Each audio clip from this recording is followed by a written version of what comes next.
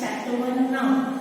In this lecture, we'll start with our literature part, that is Real English, chapter 1, Kasabianka by Felicia Hemans. Kasabianka is a poem, okay?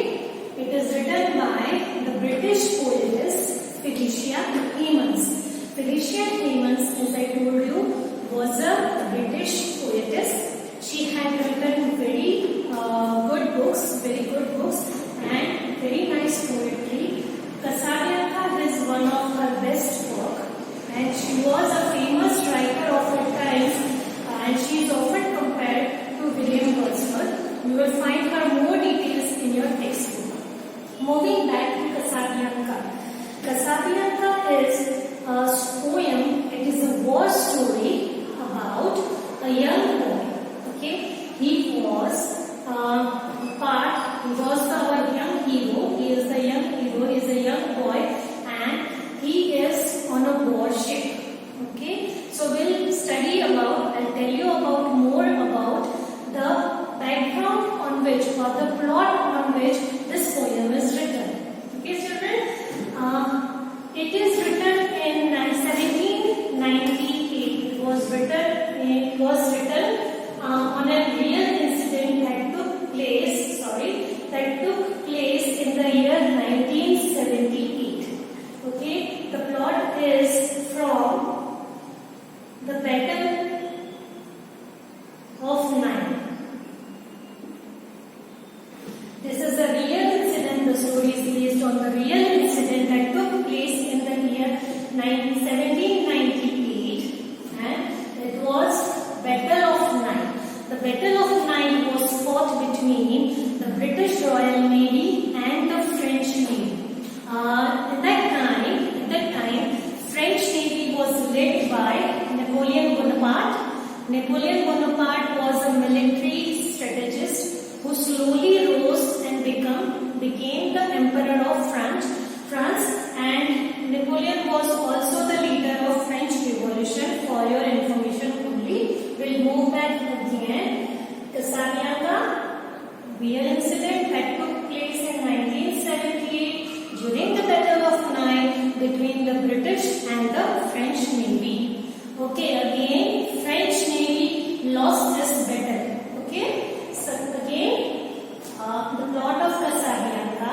It is a story. In this poem, the poem tells about a story that the boy and his father. The bravery of the boy. The poem has very strong emotions. The poem is well written. The poem has very strong emotions like sacrifice, bravery, obedience, faithfulness, loyalty.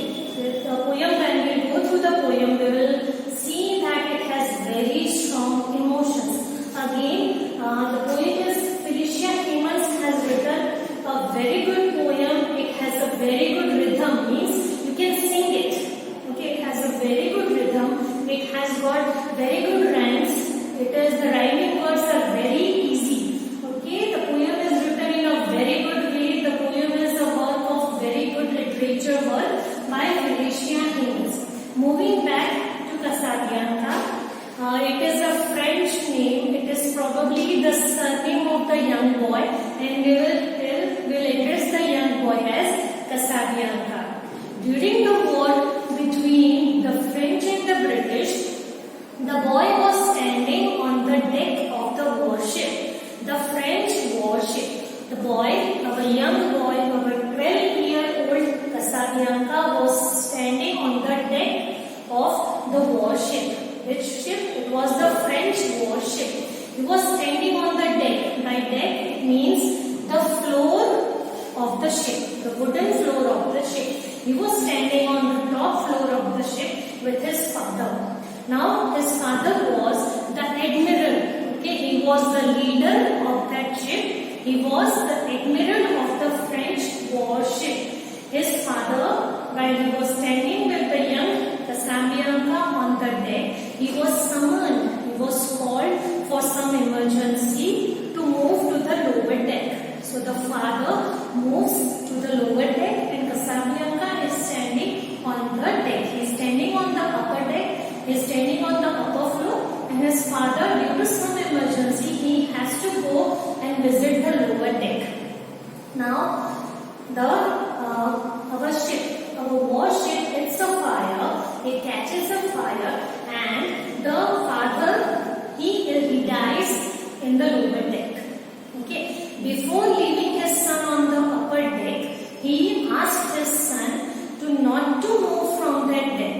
He asked his son that the young Casabianca is supposed to stay on the deck until he reaches him, until he asks him. Without his permission, the boy is not supposed to move from the deck. The father goes to the lower deck. The ship is hit by cannonballs or etc. The ship is hit by, because there were cannonballs at that time, they didn't have missiles or anything like that in the year 1798. So mostly the ship was hit by cannonballs from the British Army. The ship caught fire. The father died immediately, or the father died in the lower deck, and he couldn't reach, as he was dead, he couldn't reach his son on the upper deck. Now as the ship caught fire, because the ship was attacked, it caught fire. Other sailors around Casabianca, around the young boy, they jumped in the sea. They even asked Casabianca to accompany him. They told him कि आप मेरे साथ आओ, otherwise you will get caught in the fire and you will die. But the young boy, our hero, he was so faithful to his father. He was so obedient. He was so loyal to his father. He denied. He said, "I won't move from here. Even if the fire has caught the ship, my father has told me to stand over here and not move from here." So he stood there. He waited for his father. He cried aloud. He loudly spoke for his father that, "Father, what should I do? Should I move away?" He waited for his father. But his father, sadly, had already died in the lower deck. He was in no position to answer his son's cries. So Casabianca stood there, waiting for his father's permission, waiting for his father to come and say, "Okay, let's move away from here." But the father didn't return because he couldn't. He had already died. Casabianca stood there. Fire gradually engulfed the whole ship. Engulfed means covered the whole ship. The ship burned. Along with it, our young Casabianca died. So sadly, he waited for his father. He won't move. He told himself that he won't move till his father gave him permission to move. He was faithful. He was obedient. He was loyal to his father. His father had asked him not to move, so he didn't move. He died in the ship.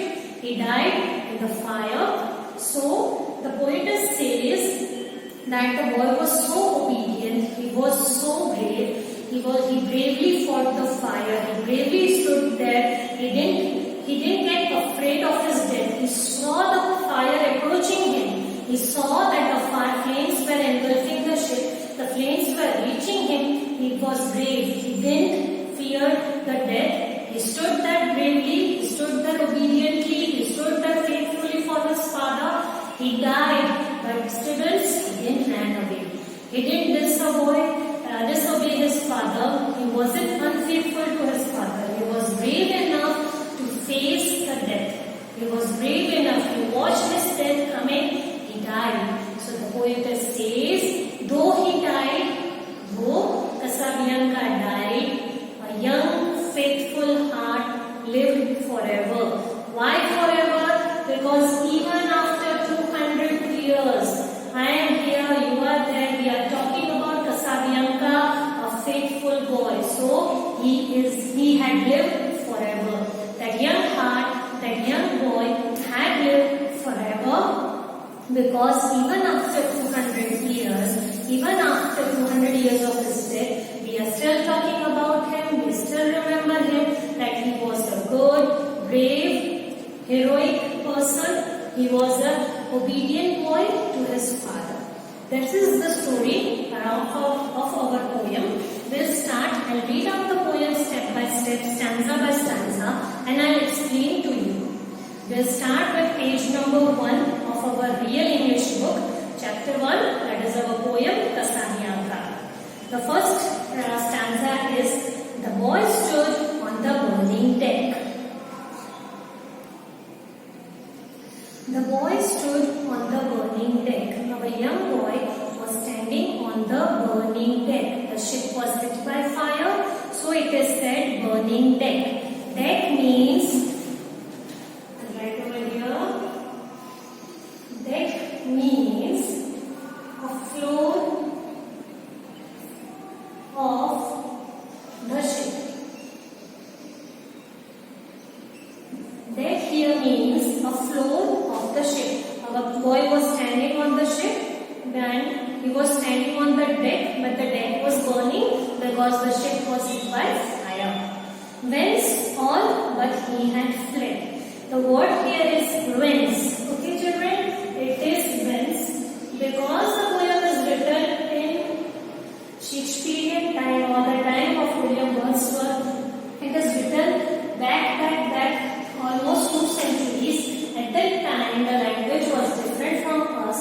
So whence over here is an old word for where. Whence, it means here it is where. Okay, where all but he had fled. Whence all means other sailors. Other sailors had ran away, but he was still standing there. We have the word fled. Fled is the past tense of the word flee. Fled is the past tense of the word flee. Fled means ran away. Okay. Third line of the first stanza. The flame that lit the battles wreck. The flame that lit the battles wreck. Okay. Why is the ship burning? Because it was hit by a flame, that is a cannonball or something that causes fire, had hit our ship, and it is caused, because it is a warship, it is called battles. Okay, they are using the word battles because it is a warship. And wreck. Wreck means it is given over here, a sunken ship means a ship that is broken and soon it will sink. So wreck. Wreck means a sunken ship.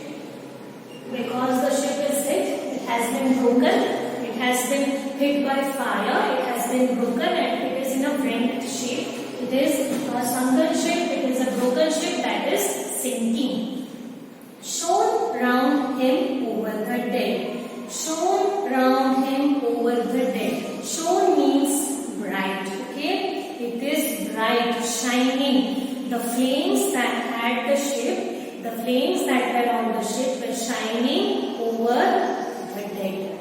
Because he was standing on the deck, many soldiers, many sailors had fled away. He was standing there, but there were casualties. There were many dead people around him, and the flames were shining over those dead bodies. The first stanza means the boy was standing on the burning floor. The battleship was hit by the fire. It was in a wrecked shape. It was going to sink, and the flames were so bright that it was shining. It was shining over the dead bodies that were lying on the deck. We move to the next stanza. Yet beautiful and bright he stood. Yet, even with all these things, with all the dead people, with all the fire, he stood there. He stood beautiful and bright. Why beautiful? Because due to the flames, he was glowing. Because there were flames surrounding him, he was glowing, he was bright, he was beautiful. He was a young boy, a 12-year-old child, almost the age of you people of standard 7. He stood there beautiful and bright.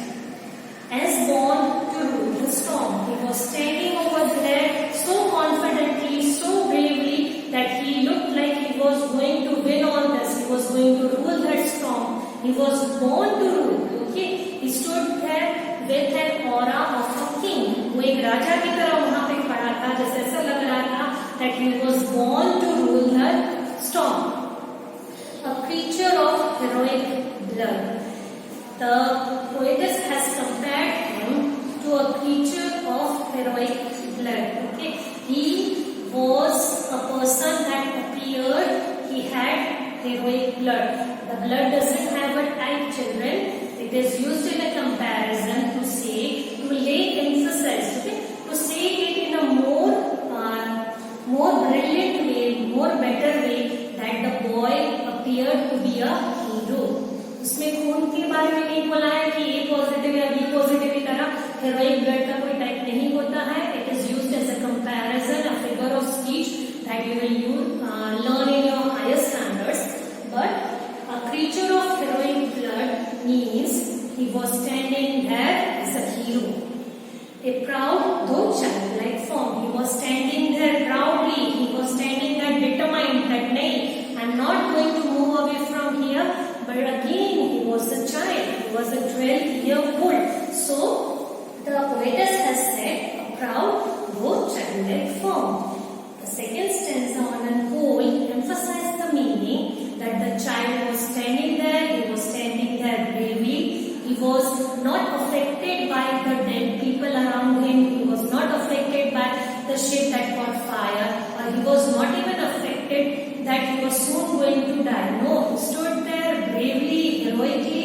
He stood there so proud that he appeared to be a king. But still, because he was a child, apart from all these qualities, again he appeared with the child. Okay, though he was a child, he still had all these attributes. He still had all these qualities.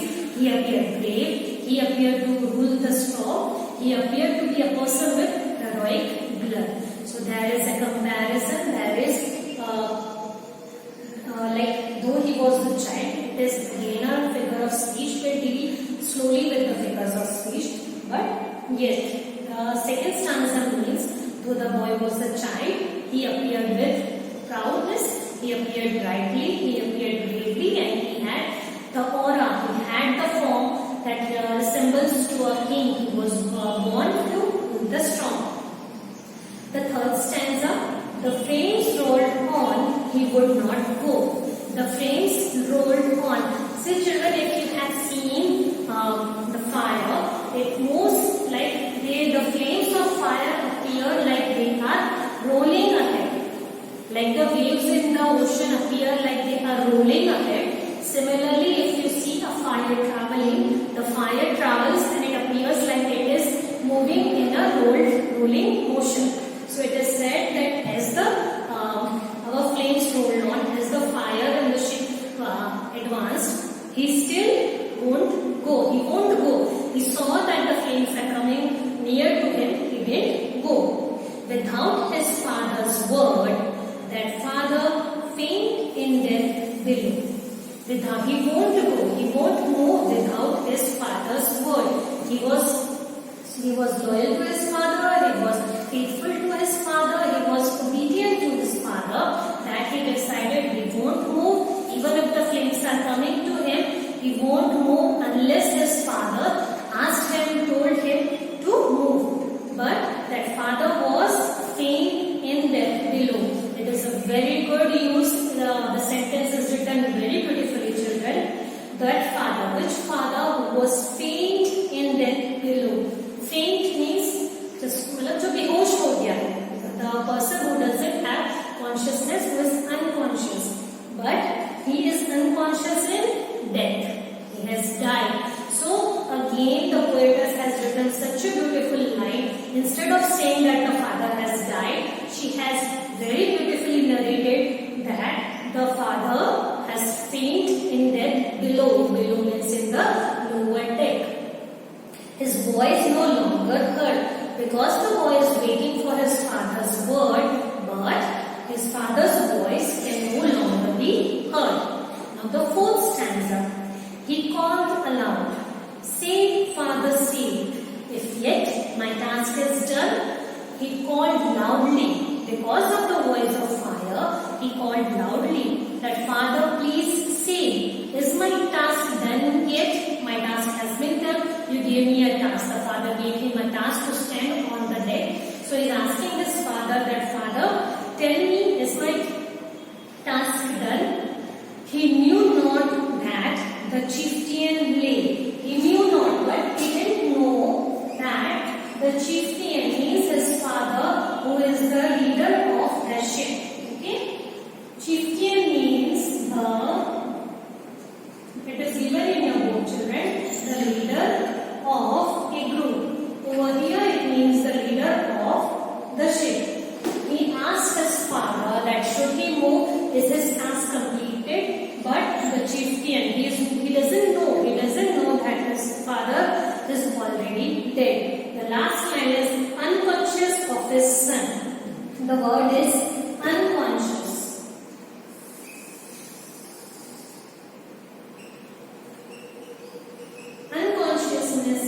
Unconscious means जो बेहोश हो गया है, और the person who doesn't have reasoning, or the person who is not conscious is unconscious. But here it means the person who is unawake or who is not responding.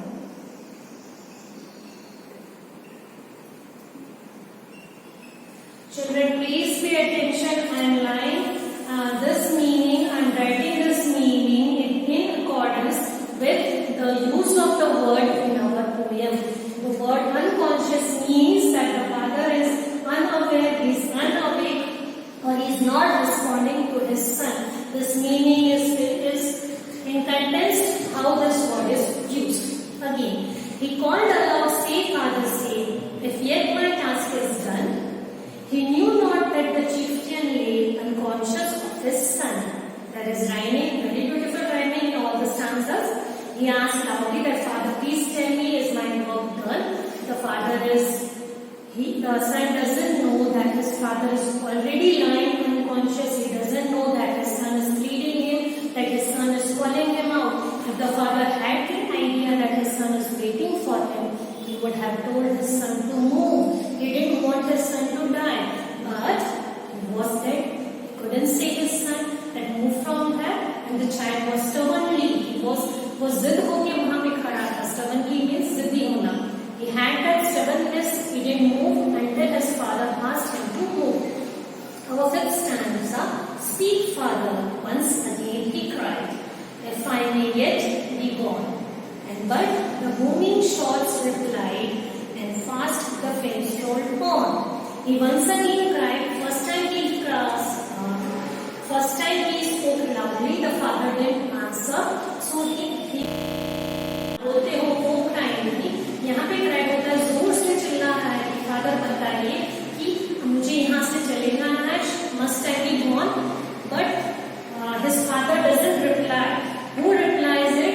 The booming shots. Booming shots means the cannon balls, जो तोप के गोले उस पे छोड़े जा रहे हैं, उसके booming balls उसको रिप्लाई मिल रही है. The father is not replying him, and due to the continuous attack on the ship, the flames are rolling on. The flames are moving fast. We have one more word. It is booming.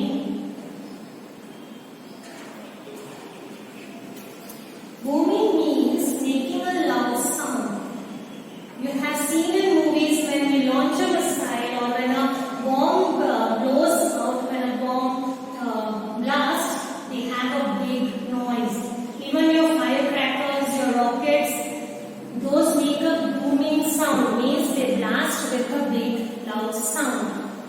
Now, sixth stanza, upon his brow he felt their breath. Their breath. Okay, upon his brow means his eyebrows, he felt their breath. Whose breath? The breath of the flame. जब हम आग के पास या किसी जलती चीज के पास हम उसके नजदीक होते हैं, तो हम उसकी गर्मी को फील करते हैं. Similarly, he felt their breath. Very good of use of English over here. Very good way of a literature. Their breath. किसकी breath है?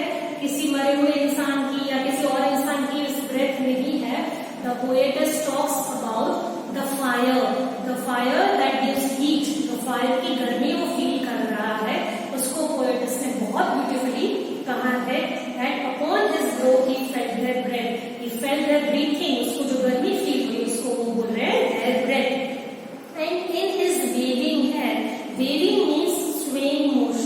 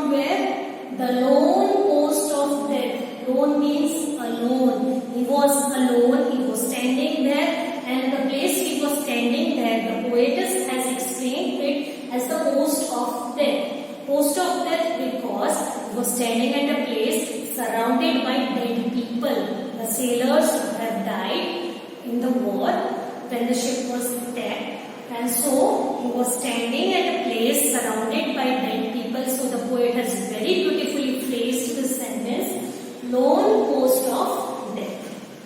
And looked from that lone post of death, from this position, it appeared like in still yet brave despair. He looked around in yet brave despair. Two different words, two almost opposite words are used together.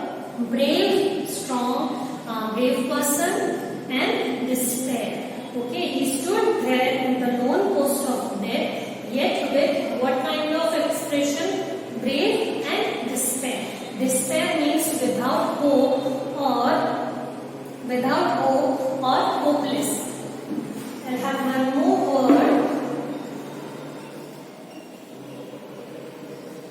Despair means a person who doesn't have hope. So he was hopelessly standing at a place surrounded by dead people where fire was slowly approaching him. Students, I will stop at the 5th stanza. We'll deal with the rest of it in our next lecture. Again, the story of Casabianca.